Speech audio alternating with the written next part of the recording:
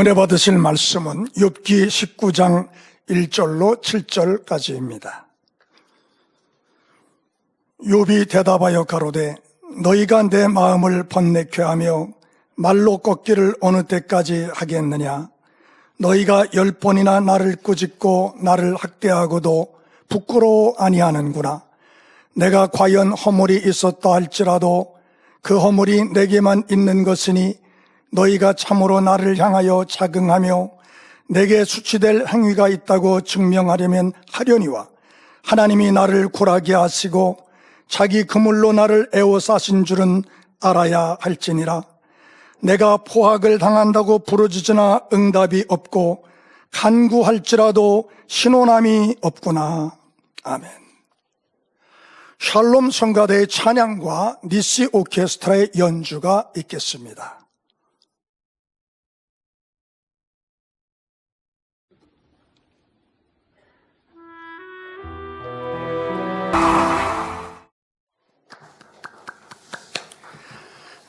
당회장 직무대행 이수진 목사님께서 욥기 강의 48번째 욥의 변명이란 제목으로 말씀을 증거해 주시겠습니다. 특성으로 영광 돌려주신 케아냐 나이로비 만민교회 오로라 무용팀에 감사드립니다. 아동 학생들인 것 같죠? 예, 감사합니다. 강단 헌화 소개합니다. 헌화자는 광주 만민교회 김명철 형제님입니다. 어둠이 짙은 마지막 때에 내가 은혜 베풀 때에 너를 듣고 구원의 날에 너를 도왔다 하신 말씀처럼 생명의 재단으로 인도하시고 선교의 복음을 통해 하나님의 참 자녀로 경작하시는 아버지 하나님께 감사와 영광을 돌립니다. 세상 정욕에 빠지고 신앙의 의와 틀 속에 갇혀 있다가 주님의 참사랑과 목자님의 눈물의 희생으로 변화되어 하나님을 첫째로 사랑하며 새 예루살렘을 향해 날마다 기쁘고 행복하게 살게 하심에 감사드립니다. 그 은혜 항상 기억하여 그날에 영광의 주인공이 되는 저와 모든 만민이 되기를 소망하며 강단 헌화를 드립니다. 네, 감사합니다. 청년연합회장님인 걸로 아는데요. 네, 얼굴을 가끔 뵈면 은혜가 충만한 우리 형제님이십니다. 감사합니다. 사랑하는 성도 여러분, 지난 시간에는 욥의 친구 빌닷이 욥을 향해 저주하는 말들 속에서 악의 극치를 느껴볼 수 있었습니다. 그 한 장, 처음부터 끝까지 계속 이렇게 저렇게 돌려가면서 저주하는 말을 했는데요. 점점점 절수가 더하면 더할수록 악의 극치에 다다른 모습을 보았습니다. 악한 사람은 아무리 미사어구를 사용하여 선한 말을 하려고 해도 결국은 그 악이 드러나게 됩니다. 성경을 보면 악한 말과 선한 말의 열매가 잘 대비되어 나오는 장면이 있습니다. 바로 나발과 그의 아내 아비가일의 경우이지요. 다윗이 사울 왕을 피해 도망 다니던 때의 일입니다. 다윗은 일행들의 갈증과 굶주림을 해소하기 위해 근방의 부호인 나발에게 도움을 청했습니다. 다윗의 일행은 이전에 나발의 양떼를 밤낮으로 지켜준 적이 있었지요. 그런데 악한 나발은 다윗이 자신을 낮추어 도움을 요청하는데도 심히 모욕적인 말로 다윗을 업신여기며 비굴한 사람으로 몰았습니다. 그러자 분노한 다윗은 무장한 400명을 데리고 나발을 치기 위해 그의 집으로 향하는데 이 소식을 나발의 아내 아비가일이 들었습니다.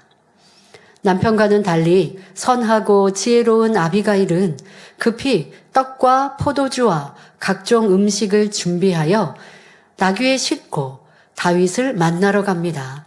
사울 왕에게 쫓겨다니던 다윗 일행에게 가장 필요한 것은 음식이었기 때문에 경황이 없는 중에도 서둘러 음식을 준비한 것입니다.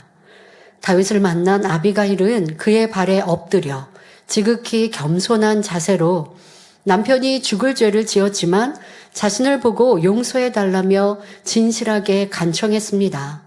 그런 다음 지혜로운 말로 다윗의 좋은 점을 칭찬하며 마음을 풀어줍니다. 그리고 다윗이 사람을 죽여 피를 흘리면 하나님께서 기뻐하지 않으실 것임을 은근히 깨우쳐 주기까지 합니다. 진심 어린 말로 용서를 비는 아비가일의 모습에 다윗은 사무엘상 25장 32절부터 33절에 오늘날 너를 보내어 나를 영접케 하신 이스라엘의 하나님 여호와를 찬송할지로다. 또 내 지혜를 칭찬할지며 또 내게 복이 있을지로다 하며 마음이 풀어졌습니다. 아비가일이 다윗의 마음을 달랜 뒤 집으로 돌아와 보니 나발은 왕처럼 잔치를 벌여놓고 몹시 취하여 기뻐하고 있었습니다. 이튿날 남편이 술이 깬 뒤에 아비가일은 전날에 있었던 일을 전했습니다. 그러자 놀란 나발은 낙담하여 몸이 돌처럼 굳어졌고 열흘 후에 죽고 말았지요. 아비가일은 지혜로운 언행으로 자신과 가족이 죽임당할 위기를 모면하게 했지만 악한 말을 낸 나발은 죽음의 길로 가고 말았던 것입니다. 뿐만 아니라 아비가일은 후일 이스라엘의 왕비가 되는 영화를 얻게 되었지요. 이처럼 마음이 선한 사람의 입에서 나오는 말은 선하고 지혜로워서 어떤 어려움이나 재앙도 피해갈 뿐 아니라 오히려 축복으로 바꿀 수 있습니다. 그러므로 우리 성도님들은 거룩하신 하나님의 자녀답게 마음의 선을 이루고 항상 거룩한 입술의 열매로 하나님께 영광 돌리시기를 기원합니다. 지난 시간까지 살펴본 욥기 18장에서는 처음부터 끝까지 빌닷의 혹독한 저주의 말뿐이었습니다. 이 저주의 말이 끝나자 이제 19장에서는 다시 욥이 말을 시작합니다. 욥기 19장 1절부터 3절에 욥이 대답하여 가로되 너희가 내 마음을 번뇌케 하며 말로 꺾기를 어느 때까지 하겠느냐. 너희가 10번이나 나를 꾸짖고 나를 학대하고도 부끄러워 아니하는구나 말합니다. 번뇌란 마음이 시달려 괴로운 것을 의미합니다. 욥은 친구들이 자기를 번뇌케 한다고 말하지만 사실 욥 스스로가 그렇게 만들고 있는 것입니다. 욥이 입을 다물어 버리고 변론을 하지 않으면 번뇌할 것도 없는데 친구들의 말을 자꾸 이기려고 하다 보니 스스로 마음과 생각이 복잡해지게 된 것이지요. 오늘날도 이렇게 댓글을 쓴다고 하죠. 악한 글을 이렇게 남기고 또 상대에 대해서 비방하는 글을 남기는 일들이 있습니다. 그런데 그 대상이 되는 사람이 그러면 그 글을 읽지 않으면 그래도 그 마음의 고통이 덜할 것인데 그런데 사람의 마음이 참 이상하죠. 누군가 나를 욕한다, 그리고 그런 글을 남긴다라고 해도 그래서 주변에서는 그거 읽으면 마음 아프니까 읽지 말라고 당부를 해도 꼭 읽으려고 하죠. 그거 읽으면 내가 마음에 상처가 되고 힘들고 괴로울 걸 알지만 무슨 말 했는지 궁금하다고 그걸 자꾸 읽다 보면 더 스스로 번뇌게 되고 괴로움을 겪게 되고 그러다가 스스로 해를 가하는 이런 일들도 보지 않습니까? 예를 들어 여러분에게 누가 악한 말을 자꾸만 한다고 해봅시다. 사람을 만나서 악한 말을 하면 최대한 안 만나려고 하겠죠. 그런데 요즘에는 이 통신이 발달돼 있어서 전화로 악한 말을 하면 어떻게 할까요? 그러면 그 전화 안 받으면 되죠. 그 문자 남기면요. 요즘에 차단하는 것도 있어요. 그러면 그 사람이 무슨 문자 남겼는지 내가 안 볼 수 있잖아요. 그런데 그러지 않고 그 보낸 거를 그대로 읽고 고통당하고 있고, 그리고 어떤 사람은 악의를 가지고 그거를 남겨놨다가 나중에 내가 그 사람을 송사해야지 이렇게 하기도 하던데요. 여러분들, 내가 스스로 왜 고통을 받으려고 합니까? 요 또한 친구들의 말에 더 이상 변론하지 않고 묵묵히 자기를 궁구했다면 스스로 이렇게 공고한 자로 괴로움을 당치 않을 것인데, 자신이 이게 뭐예요? 내가 상대를 이기려고 하고 내가 옳다라고 하는 그 고집, 또 내 자존심이 상하니까 그걸 견디지 못하니까 자꾸 대꾸하고 자꾸 알려고 하다 보면 이렇게 괴로움에 괴로움을 더하는 것입니다. 선이 있는 사람은요, 악한 말을 하지도 않지만 들으려고 하지도 않아요. 제3자의 말, 상대의 말, 누가 저 사람 이렇대 하고 비방하는 말 듣고 싶을까요? 선한 사람은 듣고 싶지 않아요. 그게 사실이라는 걸 알고 싶지 않아요. 그러면 누가 나에게 악한 말을 하는데 그건 또 왜 들어요? 들으려고 할 필요가 없는 것이죠. 그런데 왜 우리는 그렇지 않고 악한 거에 자꾸 귀를 기울이고 내 입을 벌려서 상대와 불화하고 더 괴로움을 겪고 있는지 다 내 안에 악에서 비롯되었다는 것을 알아야 하겠습니다. 본문의 욥은 친구들이 말로 꺾는다 했는데 말을 꺾는다는 것은 변론과는 차이가 있습니다. 변론이란 사리를 밝혀 옳고 그름을 따지는 것을 뜻하는데 말을 꺾는다는 것은 상대의 말을 묵살함으로써 다음 말을 꺼내지 못하도록 막는 것을 의미합니다. 지금까지 욥이 말을 하기가 무섭게 친구들은 그 말을 꺾기 위해 더 많은 비유를 들어 지적하고 저주하며 욥의 말을 묵살해 버렸습니다. 이는 사람 사이에 변론이 일어나면서 감정이 격해졌을 때 볼 수 있는 현상입니다. 하나님을 믿는 사람이나 믿지 않는 사람이나 상대방이 어떤 말을 했을 때 자기 생각에 맞지 않으면 그 말을 꺾기 위해 또 다른 말을 찾는 것을 볼 수 있습니다. 이렇게 상대의 말을 꺾는 것은 그를 이해시킬 수 없거나 이해시킬 마음이 없기 때문입니다. 예를 들어 회의석상이나 대화의 자리에서 누군가 질문을 할 때 그에게 이해할 수 있도록 설명해 주어야 하는데 강압적인 말투로 더 이상 말을 하지 못하도록 하는 경우가 있습니다. 보통 윗사람이 아랫사람에게 이러하면 상대방은 질문을 했다가 그냥 나쁜 의도가 아닌데 말을 했다가 우리가 회의 같은 데 할 때 그러죠. 여기 발전을 위해서 얘기해 주세요. 의견을 내세요. 정말 그런 마음으로 얘기했는데 그 회의를 주관하거나 아니면 윗사람이나 어떤 사람이 무시하는 말을 한다든가 그런 말 필요 없는 말 쓸데없는 말이라고 하면 말을 했던 사람이 얼마나 민망해집니까? 이런 것들을 말을 꺾는다고 하죠. 꼭 여러분들의 가정에서도 이런 모습은 있지 않았는지 살펴보십시오. 예를 들면 자녀들이 엉뚱한 말을 하거나 아니면 엄마 아빠에게 부탁을 했는데 부모님이 감정이 이미 상해 있는 상태, 예를 들어 부부싸움을 한 상태인데 아이들이 그런 말을 하거나 엉뚱한 행동을 해요. 그럴 때 야, 너 숙제했어? 라든가 아이가 뭔가 더 이상 할 수 없도록 말을 해버리면 그 아이가 주눅이 들죠. 방으로 들어가죠. 그 다음에는 부모님과 소통하는 것을 꺼리게 되는 것입니다. 여러분들이 사람과의 사이에서 그리하지는 않았는지 때로는 어떤 대화를 하다가 내가 조금 궁지에 몰리는 것 같으니까 상대의 허물을 말하면서 상대방이 더 이상 말하지 못하게 한다든가 하는 이런 모습들, 이거는 상대의 말을 꺾는다라는 욥의 표현에서 우리 자신도 돌아보아야 하겠습니다. 이렇게 상대를 무시하거나 말을 꺾어버리면 상대로 하여금 더욱 반발하게 만들 뿐입니다. 그러므로 말을 꺾는 것은 옳지 않으며 어떻게든지 사랑과 덕으로서 상대를 이해시킬 수 있도록 노력해야 하는 것입니다. 하나님께서는 사람의 마음을 다 아심으로 욥과 친구들을 통하여 깊이 숨겨진 악들을 계속하여 끄집어내고 계십니다. 이를 통해 우리 자신을 발견하여 변화되기를 원하시기 때문입니다. 본문의 욥은 너희가 10번이나 나를 꾸짖고 나를 학대하고도 부끄러워 아니하는구나 라고 하였는데 여기서 10번이란 꼭 수를 세어 10번을 가리키는 것은 아닙니다. 욥의 친구들이 그만큼 여러 차례 욥을 학대했다는 것이지요. 나는 계속 참고 또 참아왔는데 너희는 거듭 나를 학대하고도 부끄러워하지 않는구나.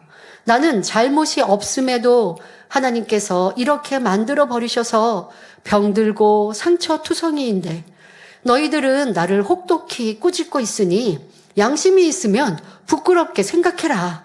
이런 의미로 말하는 것입니다.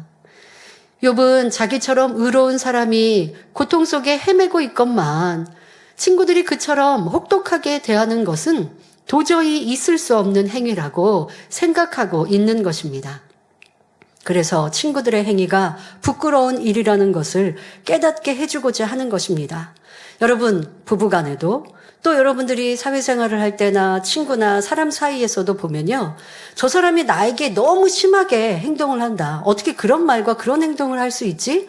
그렇게 하는 건 저 사람은 나쁜 거고 그리고 부끄러운 일이야. 그렇게 하는 당신의 행동이 부끄러운 거라고 나는 생각하는데 상대방은 그렇게 생각하지 않고 할 말을 한다든가 아니면 내가 당신의 잘못을 지적하는 건데 라고 도리어 전혀 잘못을 모르는 이러한 경우들도 볼 수 있습니다. 지금 욥의 친구들과 욥의 상황이 그리하고 있어요.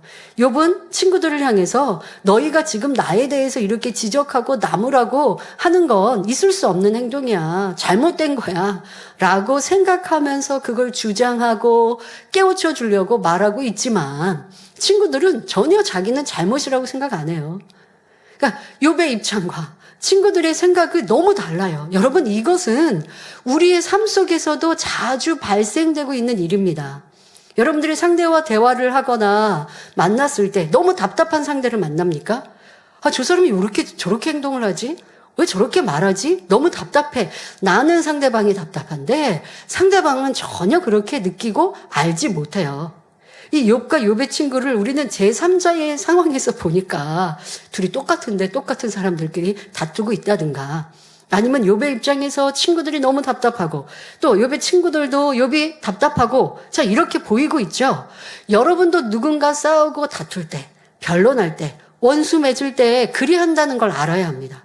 그러면 어떻게 하면 됩니까? 나는 상대방이 답답하다고 생각하는 그게 옳은 것만은 아니라고 생각하시면 돼요. 욥과 욥의 친구가 서로 그러고 있다니까요. 그러면 누가 옳으냐? 옳지 않다는 거예요. 둘 다 틀렸다는 거예요. 근데 여러분 삶에서 이런 일들이 자주 벌어져요. 어떻게 저럴 수 있지? 저렇게 악을 행하면서도 어떻게 모를 수 있지? 예, 몰라서 그래요. 근데 내가 모르는 사람에게 자꾸 깨우쳐 주려고 하면 지금 욥과 욥의 친구처럼 돼버린다고요. 그리고서 어떻게 몰라? 그렇게 생각하지 마세요, 여러분. 그걸 답답해할 필요가 없어요.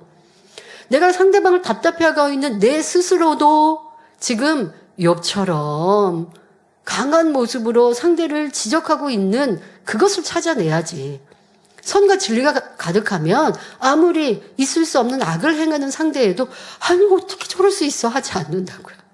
도리어 어찌할꼬 어떻게 도와줘야 할까. 지금 얘기하면 변론만 될 뿐이니 기도해 주자 하고 내 마음을 평안하게 갖고 상대에 대해 막 불편한 감정, 이것으로 힘들고 괴롭고 말을 하고 싶은데 말을 하지 못해서 답답하고, 이건 다 내 악이고 내 의라고요. 그러니까 이런 것을 깨달아야지 상대는 너무 악한데 왜 자기를 모를까 하고 갸우뚱할 필요가 없어요. 우리 인생들은요 다 자기가 맞대요. 자기가 옳대요. 나는 잘한대요. 근데 그걸 우리 자신에게 보시자고요.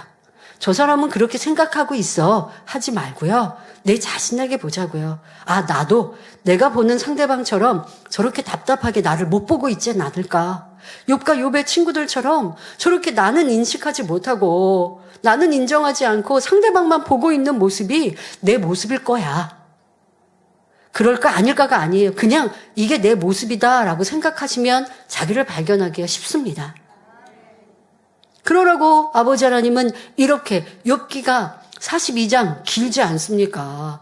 이렇게 길게 또 세밀하게 욥과 욥의 친구의 이 변론이 계속 왔다 갔다 하는 이 말씀들을 기록하게 해 놓으시면서 성령의 감동으로 이걸 풀어받은 종들이라면 지금처럼 속 시원하게 우리의 모습을 다 보듯이, 성도님들이 그런 말씀하신 때가 참 기쁩니다. 대행님이 우리 집에 지난주에 우리 집에 있었던 거 다 보고 가신 것 같아. 우리 집에 같이 계셨나 봐. 이렇게 대화들을 하신다고 하는 얘기를 제가 전해드리면 너무 기뻐요. 성령님이 다 같이 보셨어요, 여러분. 아버지 하나님이 여러분 가정에서 벌어진 싸움도 다툼도 분쟁도 시시비비도, 아니 여러분 마음에 저 사람 답답해, 아유 어떻게 저럴 수 있지, 어떻게 자기를 저렇게 모르지 했던 내 마음도 다 읽고 계셨다고요. 그리고 이 말씀을 통해 성령님께서 다 여러분들에게 깨우쳐 주시는 것이고, 성령님께서 은혜 주시니 참 감사한 일이죠. 제가 할 수 있는 게 아니라 성령님께서 그렇게 저를 도구로 여러분들에게 은혜를 주고 계시고 이 욥기를 그렇게 기록하게 해 놓으신 겁니다. 욥과 욥의 친구는 서로 상대방이 답답하다고 말하고 있는데 아무리 이렇게 말해줘도 모릅니다. 바로 내가 나를 이렇게 답답하게 모르고 있구나 라는 것을 깨닫는 우리가 되어줘야겠습니다. 자, 욥의 친구들에게 너는 악하다, 있을 수 없다. 그러니 너 스스로를 좀 부끄럽게 생각해라 라고 말하고 있습니다. 물론 욥이 스스로 생각하는 것처럼 아무런 흠이 없는 의인은 아닙니다. 지금까지 욥이 쏟아낸 비진리의 말들이 증거하는 것처럼 욥은 연단받을 만한 이유가 있어서 연단을 받고 있습니다. 그런데 아직 자신의 악을 깨닫지 못하고 나는 선하고 의로운 사람이다 라고만 생각하고 있지요. 이러한 욥의 입장에서는 자기보다 허물 많은 친구들이 오히려 욥을 호되게 책망하니 그 말 자체가 부끄러운 일이라고 말하는 것입니다. 그러나 욥의 친구들은 감정이 격동되어 욥을 책망하면서도 자기들은 옳고 욥은 그르다고 생각하기 때문에 부끄러움을 느끼지 못합니다. 이처럼 사람이 교만하면 스스로 부끄러운 일을 하면서도 깨닫지 못하지요. 본인은 교만 가운데 남의 흠과 티를 열심히 지적하면서도 스스로 말씀 안에 사는 것 같고 선하고 의로운 것처럼 착각합니다. 하지만 참으로 선하고 의로운 사람은 상대의 허물을 보아도 지적하고 무시하며 꺾으려 하지 않습니다. 우리 예수님께서는 자신을 팔아넘길 가론 유다에게도 직접적으로 책망하지 않으시고 조심스럽게 깨우침을 주셨습니다. 끝까지 그를 곁에 두시고 다른 제자들과 똑같이 대하시며 어찌하든 그가 회개할 수 있도록 계속 기회를 주셨지요. 당회자님께서도 성도들의 허물을 알게 되셨을 때 직접적으로 지적하기보다는 단에서 말씀으로 깨우쳐 주시고자 했습니다. 당회자님 성품상 누군가의 잘못을 지적하는 자체가 민망하고 괴로운 일이기 때문입니다. 또한 성도를 지적했을 때 그가 회개하고 돌이키면 축복이지만 서운해하거나 불순종한다면 그에 따른 연단이 있을 것이기 때문에 더더욱 조심하신 것입니다. 사도 바울도 고린도후서 10장 1절에 너희를 대하여 대면하면 겸비하고 얼굴을 맞대면 겸비해지고 떠나 있으면 담대한 나 바울은 이제 그리스도의 온유와 관용으로 친히 너희를 권하고 라고 말씀했습니다. 무슨 말씀일까요? 성도를 직접 대할 때는 담대하게 지적하지 못하는데 편지로 쓸 때는 엄히 꾸짖고 권면할 수 있었던 것입니다. 이처럼 의로운 사람이라도 상대의 잘못을 지적하는 자체를 민망히 여기기 때문에 더구나 여러 번 지적하는 일은 쉽지 않은 것입니다. 욥도 평소에 의로운 마음이 있었기에 자신이 행하는 의로운 일을 상대방이 행하지 못하면 그를 권면했습니다. 그러나 상대가 그것을 받아들이지 않을 때는 민망히 여기는 마음이었지요. 그런데 욥이 친구들을 보니 아무 잘못도 없는 자기를 계속 지적하며 꺾고 있으면서도 민망해하거나 부끄러워할 줄도 모릅니다. 그래서 잘못한 사람을 꾸짖는 것도 민망한 일인데 아무 잘못도 없는 나를 더구나 악한 너희들이 꾸짖는 것이 말이 되겠느냐라고 말하는 것입니다. 사랑하는 성도님들은 이런 모습들이 내 안에 있지 않는지, 상대방의 허물 티가 보인다. 지난 시간에도 말씀드렸지만 이거는 큰 악이에요. 그리고 그것을 지적하지 않으면 내가 이게 좀 쑤셔서 어쩔 줄 모르고 꼭 지적해줘야 되고 말을 해줘야 된다라는 분들은 바로 내 눈에 티는 보지 못하고 있는 모습은 아닌가 살펴야 합니다. 그런데 세상은 어떠합니까? 죄로 관영하고 마지막 때 주님 오실 때가 되어진 이 마지막 때에는요, 남의 뭔가 있는 걸 막 찾으려고 열심히 노력합니다. 그것이 기독교인이요, 하나님을 믿는 신앙인들이 그리하면 아니 되겠죠. 여러분들이 사회든 어디에서든 누구의 힘과 티를 찾으려고 하고 보려고 하고 그걸 들추려고 하는 이런 모습이라면 성경에서 답을 얻어야 합니다. 내가 남을 험담하면 나도 그런 험담을 받을 것이고, 더더욱 아버지 하나님께서 나를 용서하지 않으신다면 우리는 어찌 구원에 이를 수 있겠습니까? 그리고 사실 내가 상대에 대하여 용서하고 안 할 권한이 있지 않는 일들이 참 많죠. 상대가 나에게 신뢰를 범하고 잘못했다면 용서하고 안 하고의 내 권한이지만, 그렇지 않은 그냥 상대의 허물에 대하여 내가 용서하고 안 하고 화를 내고 하지 않고 할 문제가 아닌 일들이 얼마나 많은데, 세상은 그러한 일들에 분노하고 내가 해를 당한 것처럼 하지 않습니까? 이러한 모습이 진리와는 거리가 멀다는 것을 알아야 하겠습니다. 자, 이어지는 본문을 보면 욥기 19장 4절 5절에 내가 과연 허물이 있었다 할지라도 그 허물이 내게만 있는 것이니 너희가 참으로 나를 향하여 자긍하며 내게 수치될 행위가 있다고 증명하려면 하려니와 라고 말합니다. 여기서 내가 과연 허물이 있었다 할지라도 라는 말은 욥이 자신의 허물을 인정하는 의미가 아닙니다. 욥이 생각할 때 자기 자신은 잘못이 없었습니다. 그런데 상대가 너무 고집스럽게 욥아 너는 악해 다 내 잘못이야 라고 말하고 우기니 욥은 마음에도 없는 말로 긍정해버리고 포기해버린 것이지요. 이는 마치 어떤 사람이 억울한 누명을 쓰고 관아에 잡혀갔는데 예전에 여러분 관아 기억하시죠? 예. 관아에 잡혀갔는데 신문 과정에서 극심한 고문의 고통을 못 이겨서 거짓 자백하는 경우에 비유할 수 있습니다. 즉 욥은 그동안 친구들과 변론하고 다투면서 감정이 격해진 가운데 마음의 고통을 견디다 못해 그냥 말로만 잘못을 인정하고 있는 것입니다.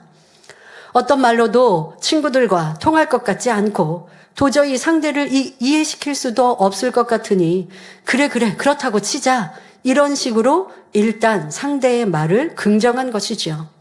그러나 욥은 이것으로 끝난 것이 아니라 곧바로 이어서 너희가 참으로 나를 향하여 자긍하며 내게 수치될 행위가 있다고 증명하려면 하려니와 라고 상대를 공격합니다. 즉 내가 그렇게 나쁜 사람이라면 너희는 얼마나 잘났느냐? 너희의 옳은 것을 드러내 보이라 말하는 것입니다. 이 말 속에 담긴 의미를 좀 더 구체적으로 살펴보겠습니다. 여기서 자긍한다는 것은 스스로 자랑하는 것, 뽐내는 것, 잘난 척하는 것을 의미합니다. 욥은 친구들에게 너희가 그렇게 자긍할 만큼 너희 스스로 잘났다라고 그렇게 말할 만큼 의롭고 나는 너희가 지적한 대로 저주받을 자라면 너희의 의로운 것을 나타내어 나의 수치됨을 즉 부끄러운 허물을 증명해 보이라고 말하는 것입니다. 흔히 사람들은 변론하다가 감정이 나면 상대의 허물을 들추어내는 것을 볼 수 있습니다. 자기 말이 관철되지 않으니 화가 나는데 일단 상대에게 굴복하는 척 하다가 상대의 허물이나 잘못을 드러내므로 어떻게 하든지 상대를 끌어내리려고 하는 것이지요. 지금 욥이 이와 똑같은 심정으로 말하고 있습니다. 그러니까 한쪽에서 상대의 잘못과 허물을 막 얘기해요. 그러면 상대방은 자기를 이제 변호하든 뭘 이렇게 얘기하다가 안 될 때 보통 사람들이 어떤 생각이 떠오르는지 아십니까? 자기는 상대방은 나를 지적하고 책망하는 상대방은 잘못이 없는가? 하고 상대방의 잘못이 불현듯 떠오르게 되죠. 차마 입으로 내지 못하기도 하지만 그렇지 않고 동등하든지 아니면 지금 내 화가 머리끝까지 올라오면 직장 생활하다가 상사가 나를 막 그렇게 책망하고 뭘 이렇게 하는데 부하 직원이 처음에는 죄송합니다. 잘못했습니다. 잘할게요. 라고 나를 낮췄어요. 그런데 자존심이 상하는 말까지 하면서 막 나를 몰아붙이면 내가 이제 회사 그만둔다라는 마음으로 당신은 뭐가 그렇게 잘났습니까?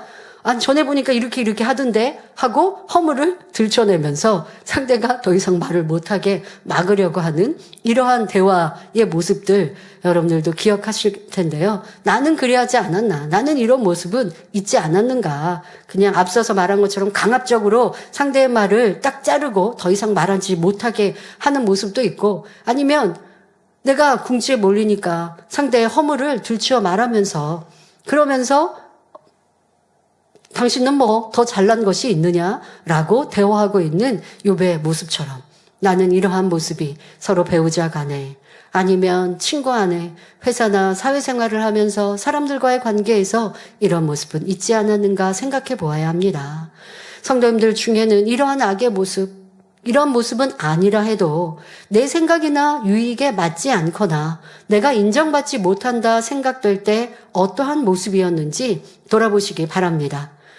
내가 교회 내 조직의 머리로 선출되었을 때는 열정적으로 일을 했는데 다음 선거에서 낮은 직분으로 내려갈 경우 점점 소극적인 모습으로 바뀝니다. 열심과 충성이 전과 같지 않고 식어지지요. 속으로 내가 저 사람보다 나은데 생각하며 내가 했던 충성과 열심을 알아주지 않고 인정받지 못하는 것 같아 서운합니다.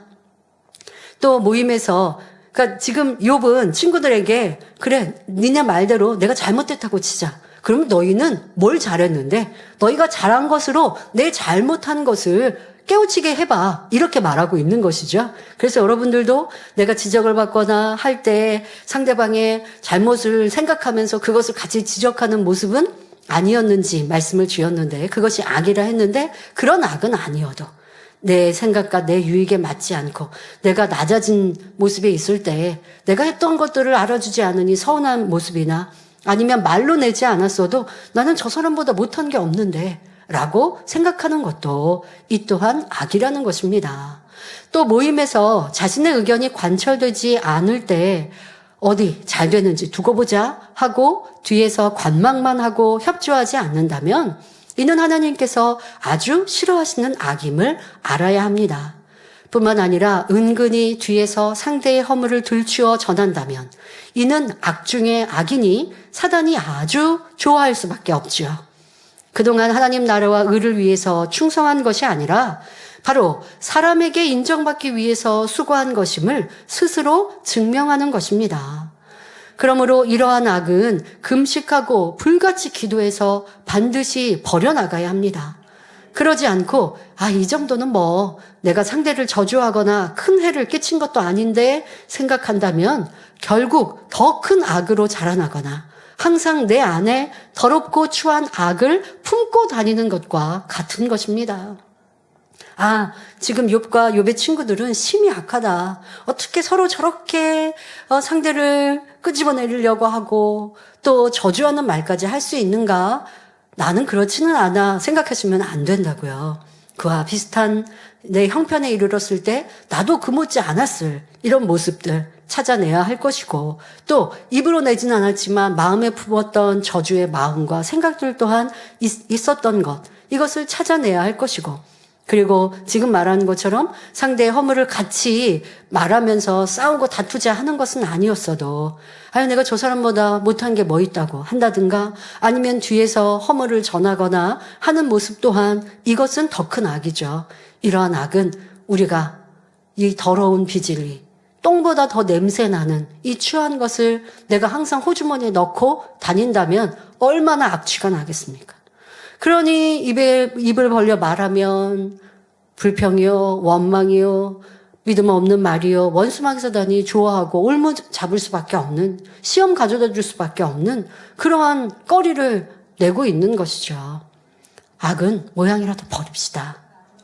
저렇게 심한 사람은 아니에요. 저 사람 보니까 너무 악하는데 저는 그렇지 않아요 할 게 아니라 내 마음에 있었던 서운함도 상대와 비교하면서 나도 못지 않은데 라고 했던 모습들도 한도 상대의 허물이 떠오르고 그것을 생각하면서 자기는 뭐 잘했다고 나한테 이렇게 지적하는가 했던 모습들은 있지 않았는가. 이러한 악도 우리는 신속히 벗어버려야 할 것입니다. 이어지는 본문을 보면 욥은 자신의 불행의 원인을 또다시 하나님 탓으로 돌리고 있습니다. 욥기 19장 6절에 하나님이 나를 굴하게 하시고 자기 그물로 나를 에워싸신 줄은 알아야 할지니라 말합니다. 여기서 굴한다는 것은 자기 포기를 의미합니다. 상대에게 엎드리고 복종하는 것이 억지로 이루어진 상태를 의미하지요. 즉 하나님이 욥을 쳐서 복종시키기 때문에 굴복할 수밖에 없다는 뜻입니다. 그러면서 하나님이 나를 이렇게 만드셨기 때문에 나는 너희에게 무기력하게 당하고 있는 것이다 라며 하나님을 혹독히 원망하며 끌고 들어가고 있습니다. 우리는 하나님 앞에 복종해야 합니다. 하지만 지금 욥과 같이 억지로 굴하는 것이 아니죠.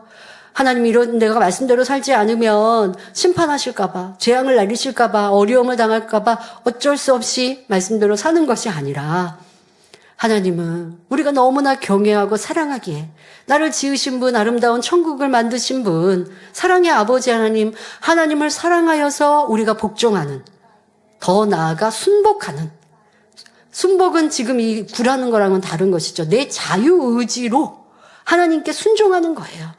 아버지 하나님은 그런 자녀를 원하십니다. 그래서 욥을 지금 연단하고 계시는 거예요. 욥은 하나님이 두려워서 하나님을 경외한 모습이 있잖아요. 그런데 하나님은 그것을 온전한 사랑이라 여기지 않으시거든요. 두렵고 무서워서가 아니라 하나님의 그 깊은 사랑, 심판을 하셨어도 심판하시는 그 안에 담긴 아버지의 사랑을 느껴서 심판을 받는 중에도 재앙을 당하는 중에도 기뻐하고 감사할 수 있는 이런 참 자녀. 부모님이 자녀에게 매를 들으셨어요. 한 번, 두 번 야단쳤는데 더 이상 말을 안 들으니까 너 다음에 이거 또 잘못하면 엄마가 매를 들 거야 라고 약속했고 똑같은 잘못을 해서 매를 들었어요. 그런데 매 맞은 자녀가 자기가 잘못한 건 알지만 엄마가 나를 이렇게 내린 건 보니까 나를 미워해서 그런 거야 하고 속상해한다면 부모 마음이 더 아프겠죠. 아이들이 멋 모를 때는 혹시 그냥 매 맞은 아픔에 엄마가 나 미워하나? 근데 그러다 보면 뒤에서 엄마가 또 다시 품어주실 때 또 엄마가 날 사랑해서 잘 되라고 하시는 거라고 아이들도 알아요. 그런데 다 큰 어른이 내가 잘못해서 엄마가 훈계하고 야단을 치시는데 나 미워하시나 봐. 오해한다면 이거는 완전히 원수 맺겠죠. 여러분들이 하나님께 대하여 그리하시면 안 되죠. 지금 욥은 하나님을 이렇게 오해하고 있으니 아버지의 마음이 아프시지만 그러나 욥의 중심은 좋은지라 하나님께서 그가 말하고 있는 악한 말들도 연단에 나오고 있는 악의 모습들도 이럴 것을 아셨어요. 그러나 그걸 보아야 결국 버릴 수 있기에 이런 과정들을 묵묵히 보고 계십니다. 자, 또 이어서 말합니다. 자기 그물로 나를 애워싸신다 말하였는데 그물은 새나 물고기 또는 짐승을 잡을 때 쓰는 도구입니다. 즉 욥은 하나님께서 자기를 잡기 위하여 그물을 치고 그 안에 가두어 굴하게 만들었다고 표현하는 것입니다. 그러나 이는 자기 변명에 지나지 않습니다. 욥은 스스로 악함 속에서 그물에 갇혀진 상태가 된 것입니다. 이는 오늘날 우리가 율법에 갇혀 고통받으면서 이웃을 원망하고 교회나 하나님을 원망하는 경우와 다름없습니다. 예를 들면 자신의 실수로 사업이 망하거나 사기를 당했는데 남의 탓, 환경 탓, 조건 탓을 하는 사람들이 많이 있습니다. 평소 하나님의 말씀대로 살지도 않던 사람이 하나님 왜 이렇게 저를 힘들게 하십니까? 원망하는 경우도 볼 수 있지요. 그러나 어떤 어려움이 왔을 때 자신의 부족함을 인정하고 기도하고 감사하며 하나님 말씀에 순종해야 합니다. 그리할 때 그물처럼 에워싸는 고통의 굴레에서 벗어나 신속히 회복될 수 있습니다. 하나님께서는 우리에게 구원과 영생을 주시기 위해 독생자까지 보내주셨습니다. 그리고 단에서 선포되는 말씀을 통해 천국 가는 길을 알려주시는데 이 말씀을 들을 때 고통을 받는 분들이 있습니까? 알면서도 말씀대로 살지 않는 사람에게는 진리가 족쇄처럼 여겨지기 때문입니다. 진리대로 살자니 힘들고 진리대로 안 살자니 마음이 눌리고 두려운 것이지요. 더더욱 이 제단은 하나님의 살아계신 크고 놀라운 권능을 많이 보았습니다. 치료받고 응답받는 일들이 조작이 아니라 사실이고 그것이 내 자신에게 나타난 역사였고 내 주변에서 하는 간증입니다. 자, 그러니 이 일은 하나님이 하시는 거잖아요. 사람이 한 것이 아니고 하나님의 역사이거든요. 하나님이 이런 놀라운 권능을 행하셨으니 그러니 하나님은 살아계셔요. 그러니 교회를 떠날 수가 없어요. 그런데 하나님 말씀대로 살자니 세상이 좋아요. 하나님 말씀대로 살자니 그게 힘들어요. 그러니 갈팡질팡하고 세상과 하나님과 양다리를 걸쳐 지내다가 그러다가 어느 때가 돼서 이거 지금 교회를 떠날 뭔가 꼬투리가 잡히면 교회를 떠나는데 잘 사용을 합니다. 그러면서 그냥 떠납니까? 내가 이래서 저래서 라고 이유와 변명을 다 갖다 붙이면서 악을 바라면서 나는 교회 떠날 이유가 있다 라고 변명을 하려 하지만 하나님께서 보실 때 뭐라고 하실까요? 그것이 악이라 안 하실까요? 하나님 중심으로 우리는 살아야 하는 것이죠. 자, 여러분들은 이 진리가 말씀이 선결의 복음이 우리는 가끔 그런 표현합니다. 당회장님이 이렇게 말씀하셨다. 당회장님의 말씀에 앞서 하나님 말씀이에요. 당회장님은 하나님 말씀을 가르치신 거예요. 하나님께서 하신 말씀을 우리에게 주셨는데 그것이 내가 힘들고 괴롭고 그래서 교회 다니는 게 더더욱 이 성결의 복음 만민주한께 다니는 건 좁은 길 중에 아주 좁은 길인 건 알고 있었지만 이것이 나를 눌리고 힘들고 괴롭게 한다라고 생각하는 분이 계십니까? 그것은 지금 여러분들의 진리가 족쇄가 되어 있는데 왜 그런지 스스로가 잘 살펴보아야 합니다. 자, 하나님을 사랑하고 진리를 사랑하여서 행하는 사람. 이 진리가 내게 생명인 것을 마음으로 느껴서 그렇게 해서 진리대로 행하는 사람은 진리대로 행하면서 그 안에서 자유함을 느낍니다. 여러분, 미워하는 것과 미운 사람을 용서하고 사랑하는 것, 뭐가 쉬울까요? 용서하고 사랑하는 게 쉽다라고 답변하고 싶으시죠? 근데 왜 미워하십니까?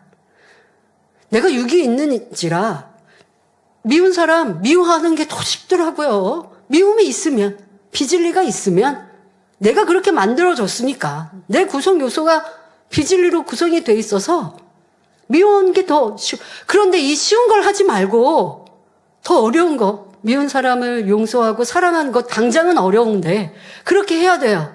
그런데 어려워도 가야 돼요. 여러분 부모님이 자녀에게 학교 공부해라, 학원 가라. 근데 자녀들은 그거 즐겁게 하는 자녀가 몇 명이나 될까요? 싫어요. 놀고 싶고요.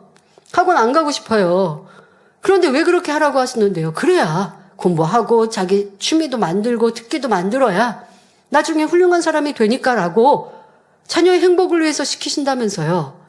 여러분들 진리도 우리 가운데 지금 아직 미움이 있을 때는 미움이 쉬운데 사랑하는 게 더 어려운데 그렇게 하라고 말씀하세요. 그런데 생각해 보세요. 지금 여러분들이 쉽게 그래 진리는 미워하는 것보다 사랑하는 게 쉬워 라고 답변을 하신 분들도 난 그러고 있는가 생각해 보셔야 되고 또 생각해 보면 그게 맞아요. 미워하는 건 은수마귀 사단에게 속했고 어둠에 속했고 용서하고 사랑하는 건 하나님께 속했고 하나님의 성품이시고 자 그렇게 하면 하나님의 응답과 사랑과 축복을 받으니 그렇게 해야 돼요. 알아요. 그런데 내 육이 있는지라 그렇게 살려고 할 때 힘들게 느껴집니까?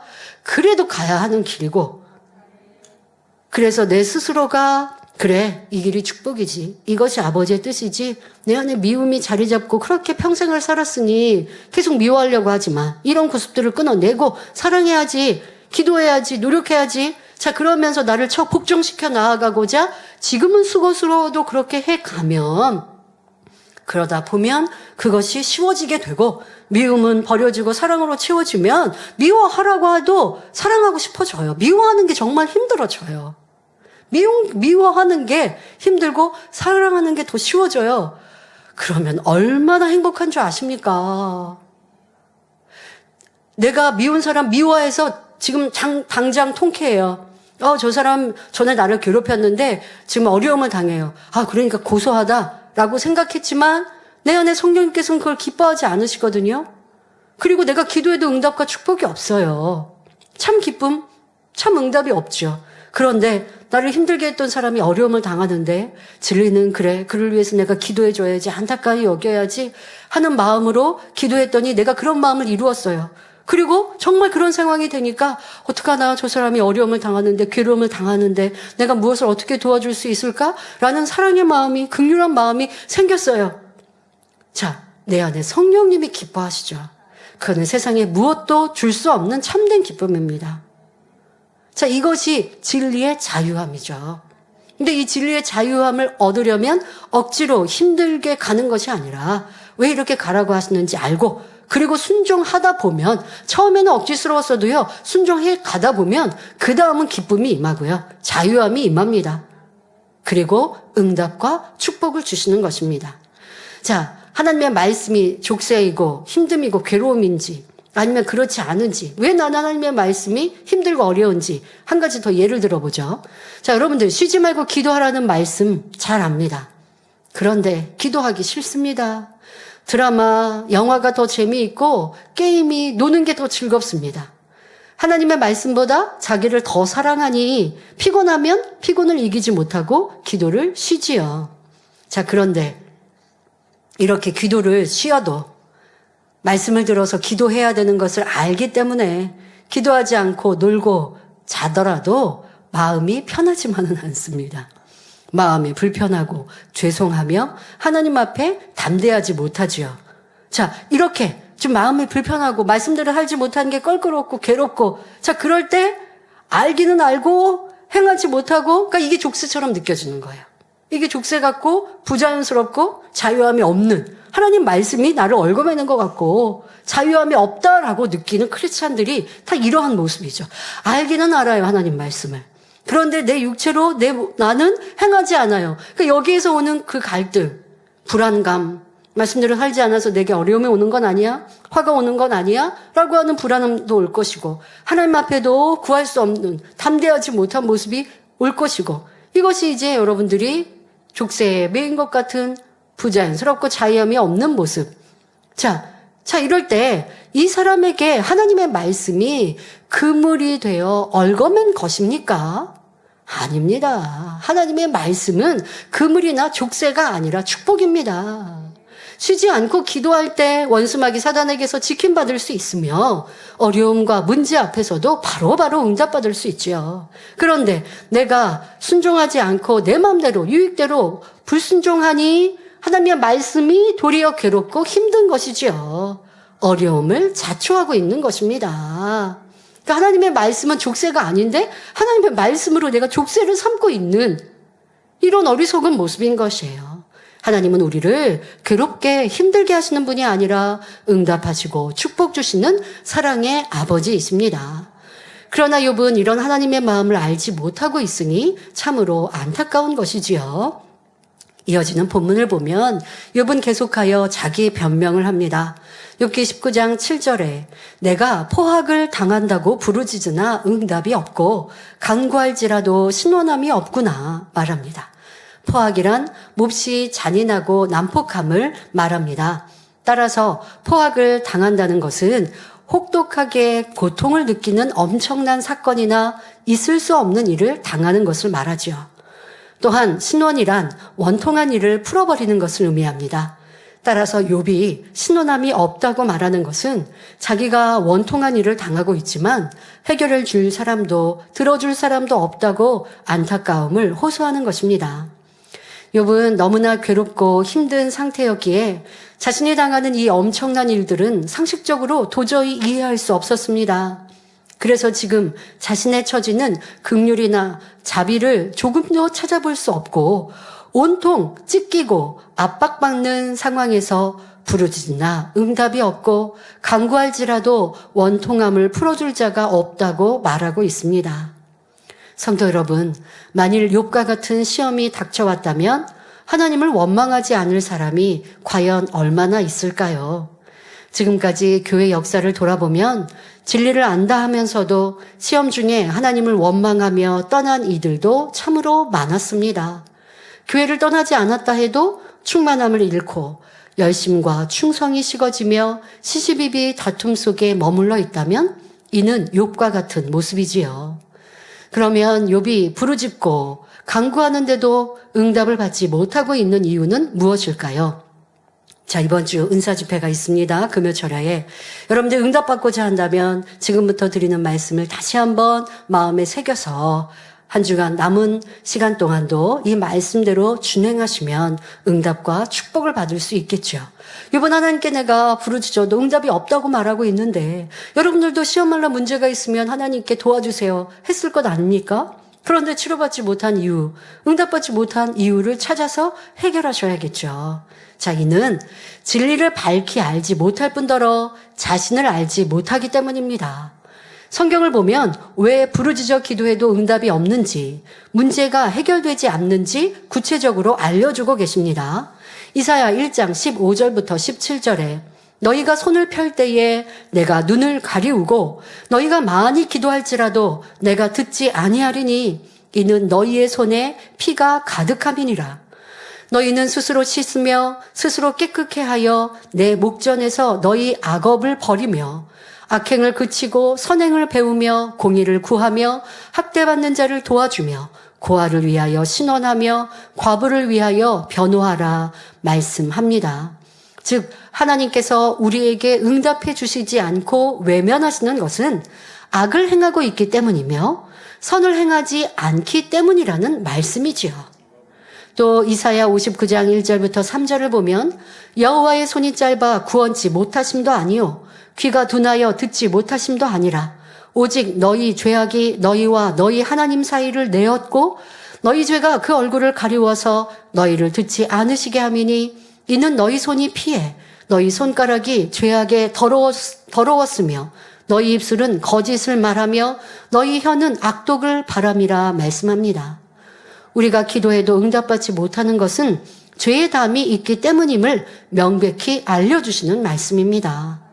그런데 하나님께서는 문제의 원인뿐만 아니라 시원한 해결책 또한 자세히 알려주셨습니다. 이사야 1장 18절 19절에 오라 우리가 서로 변론하자 너희 죄가 주홍 같을지라도 눈과 같이 희어질 것이요 진홍같이 붉을지라도 양털같이 되리라. 너희가 즐겨 순종하면 땅의 아름다운 소산을 먹을 것이요 말씀합니다. 즉 우리가 통회자복하고 돌이켜 말씀 안에 순종한다면 모든 죄를 용서해 주실 뿐만 아니라 축복해 주신다고 말씀하고 계십니다. 자, 꼭 여러분들이 내 잘못을 입으로 토설해야겠죠? 아버지 하나님, 제가 이런 잘못을 했습니다. 죄인 줄 모르고 행했고, 그리고 죄에 대해 무감각했습니다. 그러나 이것은 하나님을 아프게 하는 것이요. 우리 주님을 다시 십자가에 못 박는 죄였습니다. 더더욱 내 안에 악을 아직도 가지고 있으면서 하나님께 치료받고 응답받기를 원하니 어찌 응답받겠습니까? 이러한 미워했습니다. 다퉜습니다. 시시비비했습니다. 판단 정죄했습니다. 그냥 죄만 나열하라는 게 아니라 그러한 내 죄의 모습을 하나님께 아뢰고 그 죄성들을 하나하나 놓고 용서해 주세요. 다시 그래야지 않길 원합니다. 도와주세요. 하는 간절한 회개가 선행되고 그리고 죄에서 돌이켜 빛 가운데 진리 가운데 행할 때에 하나님이 하라 지키라 하시는 이런 선을 쫓아 행할 때에 응답해 주시고 치료해 주신다 말씀하십니다. 그렇다면 욥이 어떻게 하면 응답을 받을 수 있을까요? 자신의 근본 마음을 깨우치고 응답 주실 하나님을 믿고 기뻐하며 기도와 감사함으로 나간다면 오히려 복을 받을 것입니다. 그런데 진리와는 반대로 불평불만하며 슬픔과 고통을 토설하면서 간구하니 응답이 올 리가 없습니다. 하나님께서는 말씀으로 천지 만물을 창조하시고 역사를 주관하시는 분이며 인간의 생사화복이 하나님의 손에 달려 있습니다. 그러니 누구든지 축복을 받고자 한다면 진리인 하나님의 말씀에 순종하면 되지요. 하나님의 말씀은 우리가 어떤 상황에서도 기뻐하며 기도하고 감사하라 하시며 또 선으로 악을 이기라 원수도 사랑하라 말씀하셨습니다. 이 말씀을 마음 중심에 이루어 변함없이 지켜 행하면 아무리 크고 어려운 문제라 해도 하나님의 능력으로 해결해 주십니다. 그런데 욥은 이와 반대로 절망하고 악한 말로 변론하며 변명과 원망을 하고 있으니 당연히 응답받을 수가 없지요. 그러니 하나님께서는 욥을 신원해 주시기 위해서라도 욥이 깨닫고 회개하여 진리에 순종할 때까지 기다리실 수밖에 없는 것입니다. 성도 여러분, 시편 66편 18절에 내가 내 마음에 죄악을 품으면 주께서 듣지 아니하시리라 말씀한 대로 죄의 담을 헐지 않으면 아무리 부르짖어 기도한다 해도 허공을 치는 기도임을 알아야 합니다. 공중 권세를 잡은 원수마귀 사단이 그 기도를 공중에서 차단해버리니 하나님 앞에 상달될 수 없는 것입니다. 이 또한 영계의 법칙이지요. 그러므로 여러분 모두도 이 말씀을 여러분 삶에 적용함으로 왜 내게 시험한난이 왔는지, 왜 기도해도 형통함이 없는지, 왜 질병이 왔는지, 어떻게 하면 문제를 해결받을 수 있는지 해답을 얻으시길 바랍니다. 그리고 남은 5일 동안 우리의 부족한 것을 발견하고 통회자복 회개하고 돌이켜 은사집회를 통해 큰 응답과 축복을 받아 누리시기를 기원합니다. 결론을 말씀드립니다. 사랑하는 성도 여러분, 오늘은 또다시 반복되는 욥이 친구들을 향한 질타와 지적, 하나님께 대한 오해와 자기 변명을 살펴보았습니다. 이를 통해 욥이 왜 연단받을 수밖에 없었는지 다시 한번 알 수 있었지요.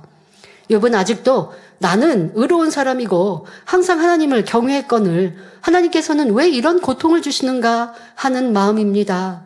그러니 심히도 답답하지요. 자신이 당하고 있는 환난이 이해가 되지 않고 억울하기만 합니다. 그러니 계속하여 원망, 불평만 늘어놓고 있습니다.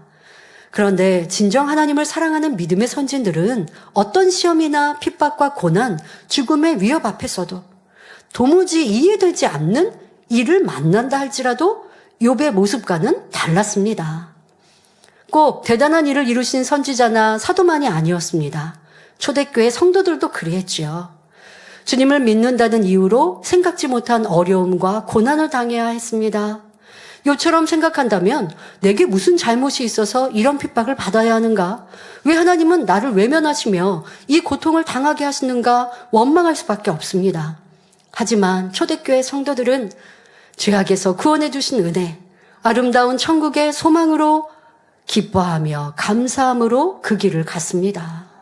그러니 핍박과 고통 속에도 그 마음이 천국이었고 내세 영원한 천국에서는 큰 자로 영광의 주인공이 될 수 있는 것입니다. 이처럼 우리도 어떤 상황에서든 변함없는 하나님의 사랑을 신뢰하며 참 믿음으로 달려가는 성도들이 되어야 합니다. 그래야 할 때 하나님께서도 그 부르짖음에 응답해 주시며 반드시 축복과 영광으로 하나님의 사랑을 확증해 주십니다. 그러나 욥은 행위적으로는 완벽했지만 그 마음 안에는 아직 온전하지 못한 부분이 있었으므로 하나님께서는 이것마저 온전케 하시기 위해 시험을 허락하시고 자신의 악을 발견할 수 있도록 인도하고 계십니다.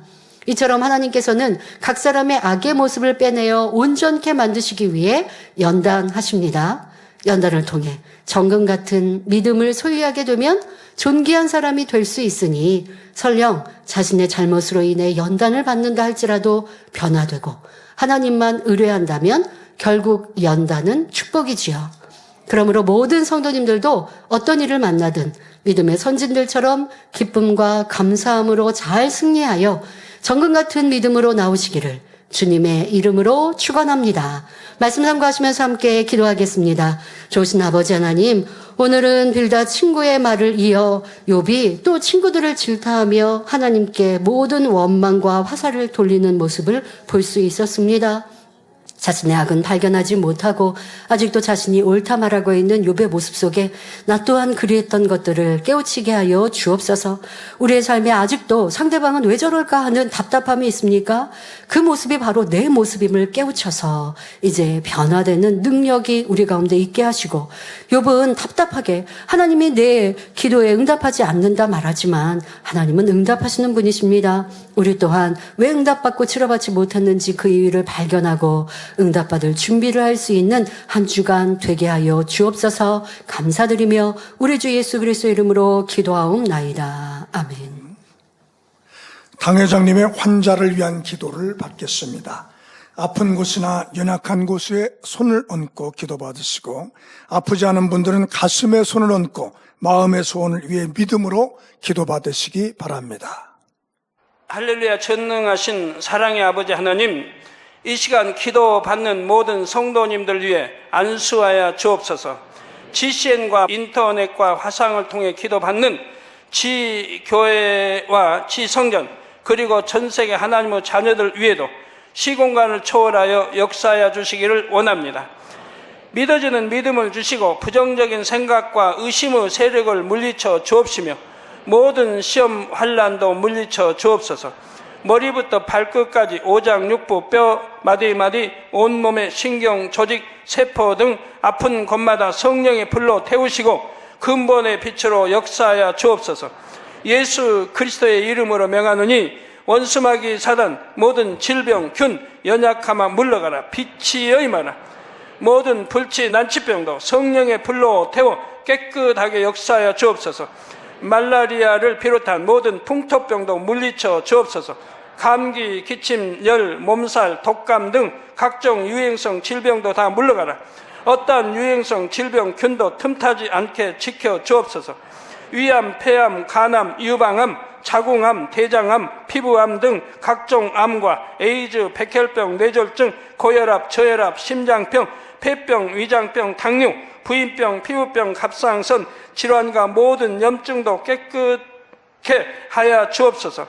소아마비, 중풍, 관절염, 디스크도 온전케 하여 주옵소서. 요통, 두통, 신경통을 비롯한 모든 통증은 사라질지어다. 간질, 자폐증, 우울증, 조울증, 노이로제 등 모든 정신질환도 물러가라.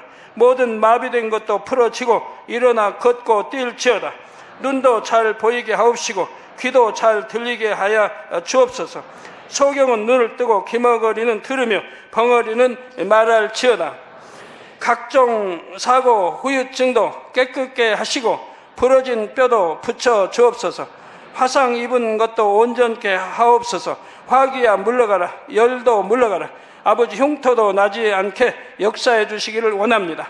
마약을 비롯하여 각종 약물과 독극물 중독도 깨끗함을 입을지어다. 죽은 신경과 세포가 살아나며 죽은 자도 살아나게 하여 주옵소서. 잉태의 축복도 주시기를 원합니다. 잉태 축복을 받으라. 예수 그리스도의 이름으로 명하느니 원수마귀 사단아, 하늘 공중 곳에 잡은 악의 영들아 물러가라. 그의 사자들도 물러갈지니라. 이 땅의 악한 영, 더러운 영, 거짓되고 간사한 영, 이간질하고 미혹하는 모든 어둠들은 물러가라. 모든 흉악의 결박을 풀고 어둠아 물러가라. 빛이여 임하라. 아버지 하나님, 부르짖어 기도할 수 있는 능력을 주시고 죄를 버리고 성결될 수 있는 능력을 주옵소서. 영혼이 잘됨같이 범사에 잘되게 하시고 가정의 복음화도 이루어 주시기를 원합니다. 한 주간도 모든 사고와 재앙으로부터 지켜주시고 불통이 없는 형통한 삶을 살 수 있도록 축복해 주옵소서. 성령의 불담으로 천군 천사와 주님의 불꽃 같은 눈동자로 모든 하나님의 자녀들과 가정, 일터, 사업터를 지켜주시기를 원합니다. 학생들에게 지와 명철을 더하시고 공부도 할 수 있는 뜨거운 마음과 열정도 더하여 주옵소서. 마음과 생각을 세상에 빼앗기지 않도록 지키시고 하나님을 뜨겁게 사랑하는 학생들로 축복하여 주옵소서. 하나님의 자녀들이 먹으나 마시나 입으나 무엇을 하든지 하나님 앞에 영광 돌리는 삶이 되게 축복하여 주시기를 원합니다. 나는 하나님을 만났노라, 체험했노라, 응답 받았노라, 축복 받았노라, 간증하는 입술이 되게 역사하여 주옵소서. 아버지 하나님 감사합니다. 홀로 영광 받으옵소서. 우리 주 예수 그리스도의 이름으로 기도하옵나이다. 아멘. 만민 찬양